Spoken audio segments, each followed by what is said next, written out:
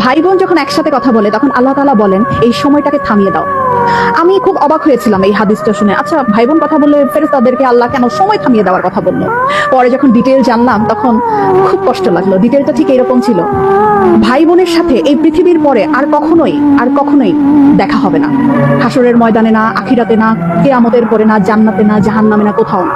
বাবা মার সাথে দেখা হওয়ার সম্ভাবনা আছে, স্বামী স্ত্রীর সাথেও দেখা হওয়ার সম্ভাবনা আছে, ছেলে মেয়ের সাথেও দেখা হওয়ার সম্ভাবনা আছে, কিন্তু ভাই বোনের সাথে সম্পর্ক শুধুমাত্র এই পৃথিবী পর্যন্ত। তখন এত খারাপ লাগলো ব্যাপারটা জেনে যে আমার যে বোন আছে অথবা আমার যে ভাই আছে তার সাথে আমার আর কখনোই দেখা হবে না এই পৃথিবীর পরে। মানে মরে যাওয়ার পরে তার সাথে আর আমার কখনোই কথা হবে না। এত ক্ষণস্থায়ী একটা সম্পর্ক আমাদের। যারা সম্পত্তি নিয়ে ঝামেলা করে ভাই বোনের সাথে কথা বলে না, যারা অনেক ঝগড়া বিবাদের কারণে ভাই বোনদের সাথে কথা বলা বন্ধ করে দেয়, তারা না করেন না এই ব্যাপারটা। সময়টা না খুব কম, আমাদের খুব কম।